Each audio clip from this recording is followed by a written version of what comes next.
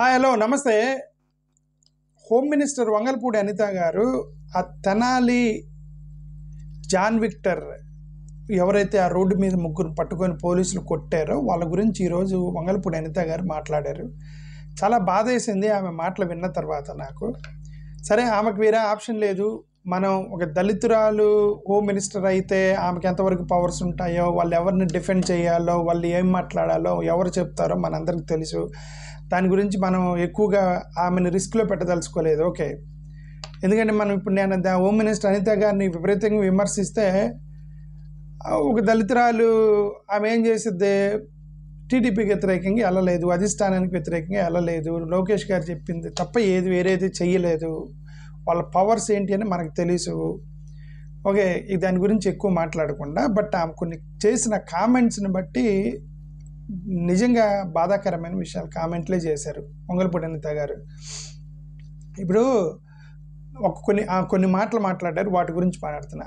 Police department అయినా medical department అయినా 24/7 వాళ్ళు జాబ్ చేస్తారు అనే ఒక పదం వాడారు.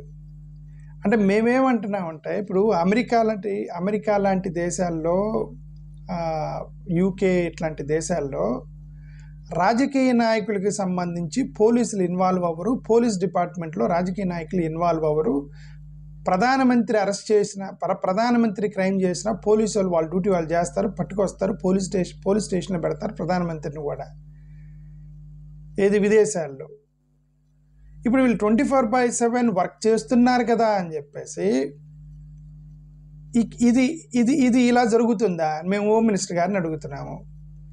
రాజకీయ నాయకులను బట్టి కేసులు రన్ అవుతున్నాయా లేదా, రాజకీయ నాయకుని బట్టి అతన్ని అరెస్ట్ చేయాలా లేదా అనేది నేను జనరల్గానే మాట్లాడుతున్నా, ఏ పోలీస్ గురించి మాట్లాడలే.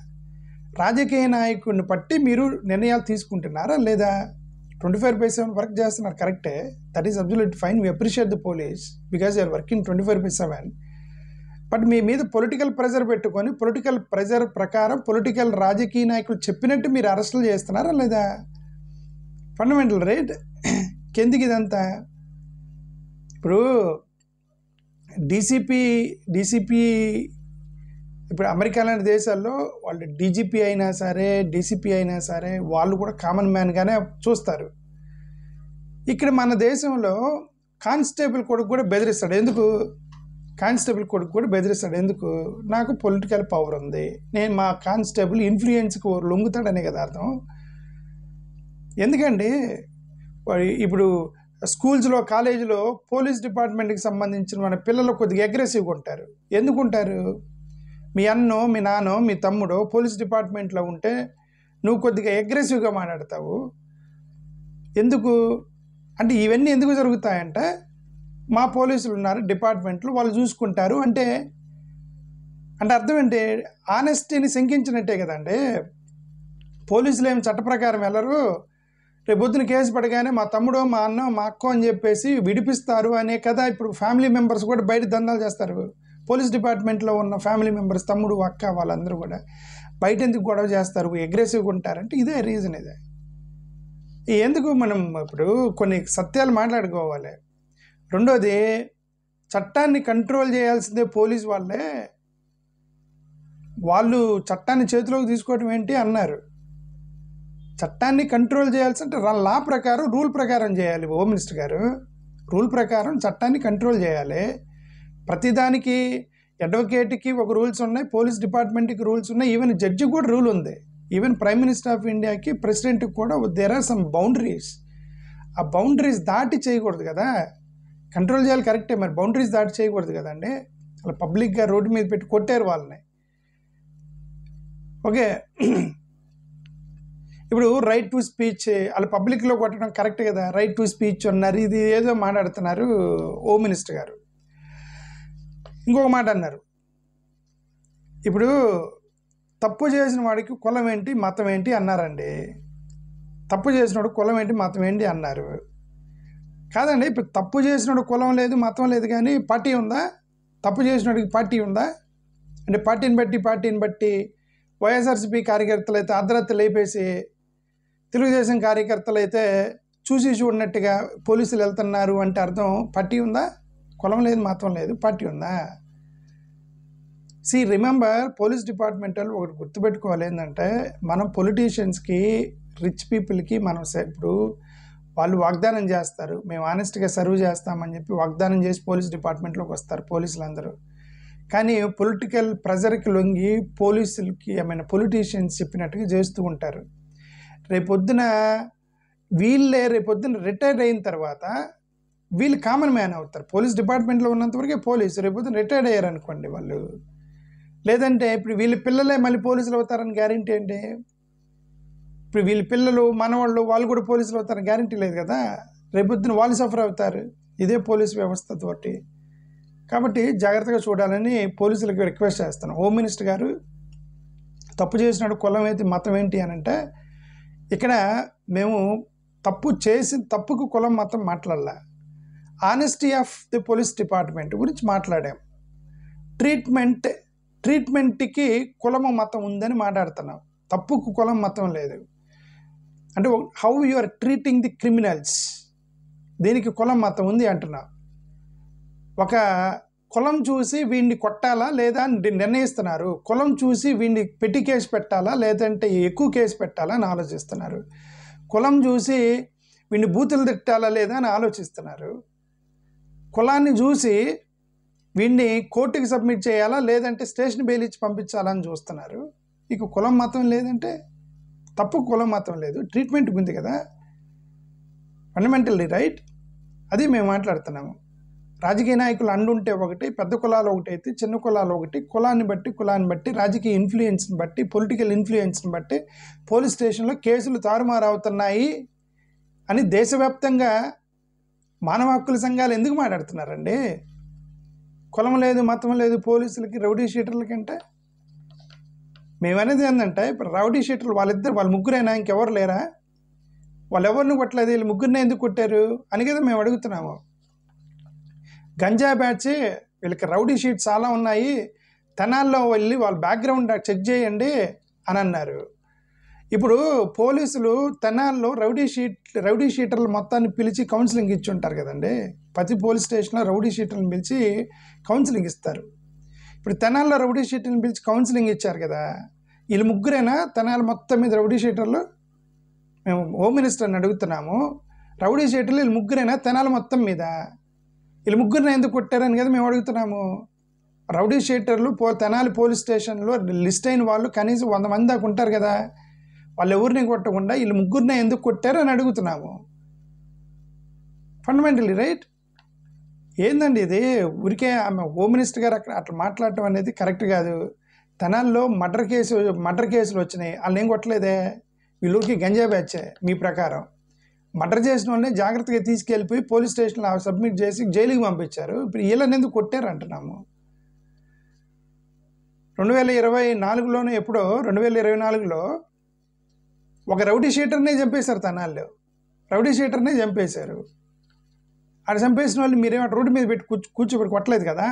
ఒక అమ్మాయిని కిడ్నాప్ చేశారు తెనాల్లోనే, అప్పుడు ఆ కిడ్నాప్ చేసిన వాడిని రోడ్డు మీద కూర్చోబెట్టి కొట్టలేదు కదా. వీళ్ళ ముగ్గురినే ఎందుకు కొట్టారు అది కదా అడుగుతుంది. ఇక్కడ కులం మతాల ప్రస్తావన అంటే ఇది క్వశ్చన్. అది దానికి కులాన్ని అంటగట్టి మతాన్ని అంటగట్టి అని అంటే, మైండ్ ఉన్న వాళ్ళు, రేషనల్గా ఆలోచించే వాళ్ళు, హృదయం ఉన్న వాళ్ళకి అర్థమైంది ఇక్కడ ఏం జరిగింది అనేది, ఈజీగా అర్థమైంది ఏం జరిగింది అనేది. వీళ్ళు ముగ్గురు వాళ్ళ యొక్క బ్యాక్గ్రౌండ్ చెక్ చేసి, అరే వీళ్ళు ఆ కాలనీలో ఉండేవాళ్ళరా వీళ్ళు తీసుకురండి అని చెప్పి పబ్లిక్ను కొట్టారండి, అంతే. ఇక దాంట్లో your rationality will tell. Me mind పెట్టి ఆలోచిస్తే తెలిసింది ఎందుకు పబ్లిక్లో కొట్టారు అనేది. వాళ్ళేరా సరే ఈయన పబ్లిక్లో కొడితే రేపొద్దున మానవ హక్కుల సంఘాలు ఏమైనా గొడవ చేస్తాయా, లేదంటే వాళ్ళు ఏమైనా తీసుకెళ్ళి హైకోర్టులో వేస్తారా, లేదంటే సుప్రీంకోర్టులో వేస్తారు. ఇప్పుడు వాళ్ళ ముగ్గురిని కొట్టారు, ఆ ముగ్గురు ఒక్కడన్నా సరే హైకోర్టులో కేసు వేసాడా? వేయడు. ఎందుకంటే వాడు కేసు లాయర్ని పెట్టుకోవడానికి కూడా డబ్బులు ఉండవు వాళ్ళ దగ్గర. అదే నువ్వు ఒక పొలిటీషియన్ కొడుకునో లేదంటే ఒక ఎంపీ కొడుకునో కొట్టుంటే ఈ పార్టీకి సుప్రీంకోర్టులో కేసు వేసి ఉండేవాళ్ళు ఆ వీడియోలు తీసుకెళ్ళిపోయి సుప్రీంకోర్టులో ఎందుకు డబ్బులు ఉన్నాయి, ₹1 కోటి ఇచ్చేసి లోత్రా లాంటి వాళ్ళని పెట్టి గంట ₹1 కోటి ఇచ్చేసి వాళ్ళు ఆర్గ్యూ చేసి పోలీసుని ఇరికిచ్చి ఉండేవాళ్ళు. వీళ్ళు చేయలేరు కదండి పాపం, పేదవాళ్ళు. మీరు కొట్టారు, ఏడ్చుకున్నారు, సార్ కొట్టదు సార్, మీకు దండం పెడతా సార్ అన్నారు, వెళ్ళిపోయారు. అంతే, వాడి కెపాసిటీ అంతే. వాడి దగ్గర ఇంక డబ్బులు లేవు, వాడు కోర్టుకు కూడా వెళ్ళలేడు. సార్ నన్ను పబ్లిక్లో కొట్టారని చెప్పి మీ ఫైట్ చేయలేడు, మీ వ్యవస్థ ఫైట్ చేయలేడు, మీ కోర్టులతో ఫైట్ చేయలేడు, మీ ఇట్లాంటి హోమ్ మినిస్టర్లతో కూడా ఫైట్ చేయలేడు. వాళ్ళకి కెపాసిటీ లేదు కాబట్టి కొట్టారు. ధనం ఉంటే కొడతారా హోమ్ మినిస్టర్ గారు?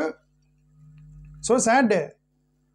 ఏదైనా ఒక ఫార్వర్డ్ స్టెప్ అయితే ఇలా మాట్లాడుతున్నారు దళిత సంఘాలు, అందుకని పోలీసులు పని చేయలేకపోతున్నారంటే పని చేయండి అమ్మా. మేమేమన్నామంటే మీరు కొట్టాలి, పోలీసులు పని చేయాలంటే అందరికీ ఒకే విధంగా పని చేయండి అంటున్నాము.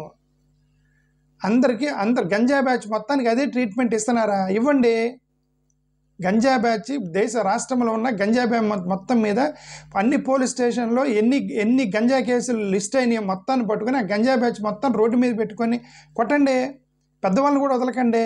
ఈ రోడ్డు మీద చిన్న పెట్టి గంజాయి బ్యాచ్ కాదు, గంజాయి పట్టుబడ్డ వాళ్ళు కాదు. గంజాయి పట్టుబడ్డప్పుడు వాడు ఎక్కడి నుంచి తీసుకువస్తున్నాడు, ఎవరికి డెలివరీ చేయబోతున్నాడు, తను వెనకున్న వ్యవస్థ ఏంటి, పెద్ద పెద్ద కంపెనీలు ఏమున్నాయి, రాజకీయ నాయకుల హస్తం ఉంది. ఆ రాజకీయ నాయకులను కూడా గంజాయి బ్యాచ్ని పట్టుకొని వచ్చి కొడతారా మీరు? కొట్టలేరు కదా. కులం మతం అదేమంటే డాక్టర్ సుధాకర్ గురించి మీరేం చేశారు, దళిత సంఘాలు ఏం చేశారంటే మీరు మాట్లాడారు కదా. డాక్టర్ సుధాకర్ గారిని పబ్లిక్లో పోలీసులు పట్టుకొని మిస్బిహేవ్ చేసినప్పుడు దళిత సంఘాలన్నీ మాట్లాడాయి కదా. హోమ్ మినిస్టర్ అనిత గారు కూడా మాట్లాడారు కదా. ఆ తెలుగుదేశంలో ఉన్నటువంటి దళితులందరూ మాట్లాడారు కదా. మీరు దళితులు కాదా? మీరు దళితులే కదా. దళితులు కాబట్టి మీరు మాట్లాడారు కదా. ఒకవేళ ఆ వైఎస్ఆర్సీపీలో ఉన్న దళితులు సైలెంట్గా ఉన్నారేమో, బట్ మీరు మాట్లాడారుగా. ఇప్పుడు మీరు సైలెంట్గా ఉంటే వీళ్ళు మాట్లాడతారు.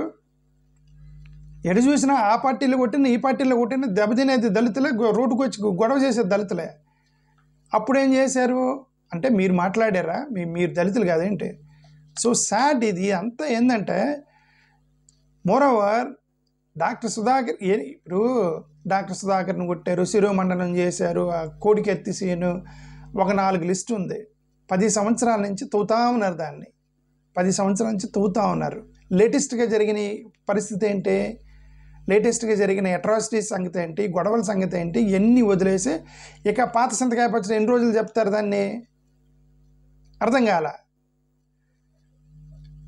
మోరోవర్ ఈయనకి పొలిటికల్గా ఇన్ఫ్లుయెన్స్. సుధాకర్ గారు పోయి అప్పుడు టీడీపీ నాయకులను కలిసాడని కొన్ని వీడియోలు బయటకు వచ్చాయి. అంటే అతను పొలిటికల్గా ఇన్వాల్వ్ అయ్యాడని చెప్పి కొన్ని వీడియోలు బయటకు వచ్చాయి. మోరోవర్ తను రెసిస్ట్ చేశాడు, పోలీసులు అరెస్ట్ చేస్తుంటాయి. ఎందుకంటే అతను డాక్టర్ కాబట్టి, డబ్బులు ఉన్నాయి కాబట్టి, ధైర్యం ఉంది కాబట్టి, అపోజిషన్ వాళ్ళు అండ ఉంది కాబట్టి అతను పోలీసులకు ఎదురు తిరిగాడు ఆ రోజు. ఇప్పుడు కొట్టిన 3 ఉన్నారే, వాళ్ళు కొడుతుంటే ఏడ్చారు వాళ్ళు. సుధాకర్ అంత బలవంతులు కాదు, సుధాకర్ అంత ధైర్యవంతులు కాదు, అంత డబ్బున్న వాళ్ళు కూడా కాదు. అదేమంటే చంద్రబాబు మీద రాళ్ళు ఇసిరారు. అప్పుడు ఏం చేశారు అంటే చంద్రబాబు నాయుడు గారి మీద రాళ్ళు ఇసిన వాళ్ళు మీ ప్రభుత్వం. పెద్దిరెడ్డి రామచంద్రారెడ్డి గారి అక్కడ నియోజకవర్గం వెళ్ళినప్పుడు చంద్రబాబు నాయుడు గారి మీద రాళ్ళు ఇసిన వాళ్ళు కేసులు పెట్టారు కదా. ఇప్పుడు మీ ప్రభుత్వం కదా. ఆ పెద్దిరెడ్డి రామచంద్రారెడ్డి గారికి సంబంధించిన బ్యాచ్ మొత్తాన్ని తీసుకొచ్చి ఇప్పుడు నువ్వు రోడ్డు మీద ఇలా కొట్టగలవా? హోమ్ మినిస్టర్ అనిత గారు మీరు చెబుతున్న కొట్టగలరా మీరు? అలా పెద్దిరెడ్డి రామచంద్రారెడ్డి గారి మీద అలా పబ్లిక్గా అంటే వాళ్ళ బ్యాచ్ మీద ఎవరైనా పబ్లిక్ కొట్టారంటే వాళ్ళు వెంటనే ఒక లాయర్ని పెట్టి సుప్రీంకోర్టులో వేస్తారు, మిమ్మల్ని చిత్రహింసలు పెడతారు, మిమ్మల్ని పోలీసులను ఇబ్బంది పెడతారు, మానవ హక్కుల ఉల్లంఘన అని చెప్పేసి కోర్టులు ఆర్గ్యూ చేస్తారు. కాబట్టి వాళ్ళని ఏం చేయలేరు. ఈదేముంది, ఈ బ్యాక్గ్రౌండ్ చూశారు 3. వారు పిలవంటారా వాడిని? వాళ్ళ అయ్య ఏం చేస్తారు, వాళ్ళ అమ్మ ఏం చేస్తారు, ఒక కూలి పని చేసుకుంటారు సార్, పిలవంటారు నాయాలని అని చెప్పి తీసుకొచ్చి పిచ్చగొట్టుడు కొట్టారు. ఏందండి మీరు చెప్పేది? కులాలు ఉన్నాయా, మతాలు ఉన్నాయా అంటే కులాలని మతాలను బట్టి, బ్యాక్గ్రౌండ్ బట్టి, వాడు తల్లిదండ్రుల బ్యాక్గ్రౌండ్ బట్టి, తల్లిదండ్రులకు ఉన్న డబ్బుని బట్టి, రాజకీయ వ్యవస్థను బట్టి కొడుతున్నారండి. పెద్దోళ్ళని కొడుతున్నారండి పోలీస్ స్టేషన్లో. అదేంటే శిరోమండలం చేశారు, అప్పుడేం చేశారు, పులివెందులు హత్య చేశారు, ఏం చేశారు మీరందరూ. అప్పుడు మీరు మాట్లాడారు, ఇప్పుడు వీళ్ళు మాట్లాడతారు దళిత సంఘాలు. ఓకే, గంజా బ్యాచ్ ఇంటికి వెళ్తున్నాడు జగన్మోహన్ రెడ్డి, గంజా బ్యాచ్ ఇంటికి వెళ్తున్నాడు జగన్మోహన్ రెడ్డి అంటే అతని బ్యాక్గ్రౌండ్ ఏందో తెలుసుకోండి అని ఫైనల్గా ఒక మాట అన్నారు. గంజా బ్యాచ్ అని వాళ్ళు నిజంగా గంజా బ్యాచ్ అయితే, కన్విక్టెడ్ పీపుల్ అయితే వాళ్ళు జైల్లో ఉంటారు కదండి. గంజాయి పట్టుబడి చాలా నాన్ బెయిలబుల్ కేసులు అవి. గంజాయి కేసులు అంటే అవి చాలా సీరియస్ కేసులు అవి. బయట ఎందుకున్నారు వాళ్ళు? జైల్లో కదా ఉండాలి, శిక్ష వేయాలి కదా, 10 సంవత్సరాలు 15 సంవత్సరాలు శిక్ష పడాలి కదా వాళ్ళకి.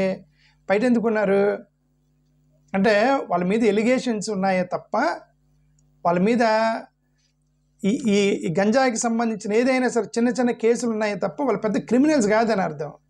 కాబట్టి బయట తిరుగుతున్నారు వాళ్ళు. వాళ్ళని గంజా బ్యాచ్ అని చెప్పి నువ్వు ఒక ముద్ర వేసేస్తే వాళ్ళకి మానవ హక్కులు ఉండే. సరే గంజాయి బ్యాచే అనుకోండి, ఆడికి హక్కులు ఉండవా? గంజాయి బ్యాచ్ అయితే హక్కులు కోల్పోతారా? ఎక్కడంటే అక్కడ కొట్టేస్తారా వాడిని?